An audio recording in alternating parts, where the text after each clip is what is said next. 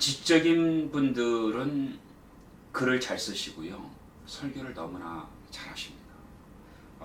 미국에도 그렇고 또 우리에게 잘 알려진 소위 지성적인 목회자님들, 또 지성적인 분들이 얘기를 하면 굉장히 합리적입니다.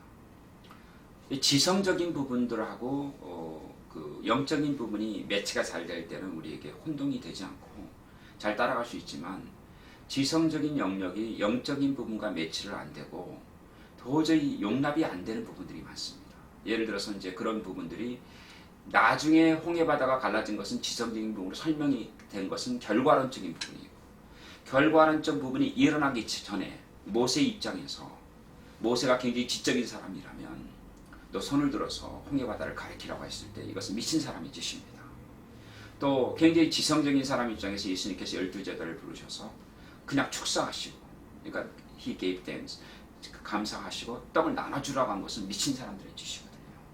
또 예수님께서 나면서부터 소경된 사람에게 너는 실로 면목과에 가서 씻으라라고 말하는 것도 굉장히 이성이 있지 않지 않습니다. 그러니까 영적인 것과 지성적인 것이 매치가 되는 많은 부분에 대해서는 이것은 out of question입니다. 왜냐하면 그 부분들은 설명이 되는 거지만, 이것이 결과론적으로 이성적인 분들이 설교를 할 때나 아니면 좋은 지도자들이 할 때는 다 결과론적인 부분에서 얘기합니다. 그러니까 모세가 이랬었고 이렇게 설명하는 거예요. 근데 이것을 그 과거의 성경에 나온 사건을 그렇게 말하지 말고 지금 나에게 내가 이치 안 나는데 하나님이 하라고 한다면 여기에 차이점이 있는 것입니다. 제 케이스를 말씀드리면, 저는 굉장히 이성적인 사람이에요. 근데 하나님이 건물을 지으라고 해요. 그러면 건물 후원하는 사람도 없고요. 이거 박수 칠 사람 한 명도 없어요. 근데 하나님은 하라고 하시는 거예요. 그러면 내가 내 이성의 주관을 따라가야 되느냐, 정말 이것이 하나님의 음성이냐 하는 문제로 무척 고민하게 된 겁니다. 또 저는 사실은 영국에서 PhD를 마치고 필리핀에 돌아가려고 하는 열정이 대단했거든요. 근데 그냥 하나님이 보스턴에 가라. 제 이성적으로는 이해되는 게 억만분의 1도 없었어요. 그러니까 저 같은 사람은 얼마나 이것을 따져보고 고민하고 내가 어떻게 살아야 될지, 이게 내가 정말 미친 사람의 짓이 아닌지 얼마나 많은 고민을 했는지 몰라요. 그때의 저의 그 삶의 그 많은 도전 가운데서 이성적으로 이해가 돼서 했던 것들이 다 실패로 끝났던 저의 모습들을 제가 보게 된 겁니다. 그러니까 이성의 너머에는 이성을 뛰어넘고 만들어주신 하나님이 계시죠. 그러니까 여기에는 바로 그 순종이라고 하는 것이 굉장히 중요하다는 것을 발견하게 된 거죠. 물론 저희 그 자서전이 되는 하라면 하겠습니다. 주님의 그 고백이 그 부분입니다. 내 이성적으로 이해가 안 돼도 하나님이 하라고 하시면 내 이성을 내려놓는 거예요. 내가 가지고 있는 학문적인 견지나 합리적인 그런 판단력들을 내려놓고 하나님이 하라고 하는 영의 음성을 듣고 따라갔던 겁니다.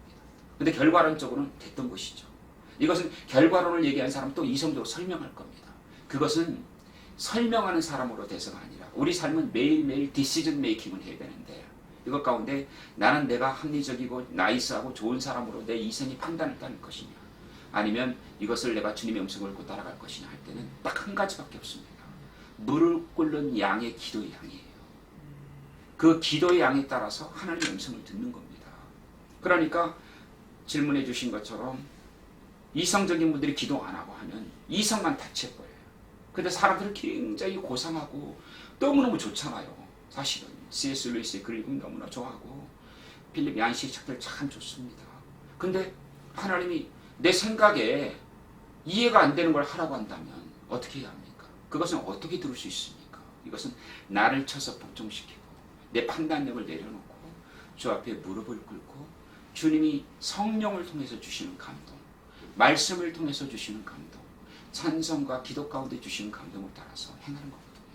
이것이 영적인 영역과 이성적인 영역의 엄청난 차이점이라고 저는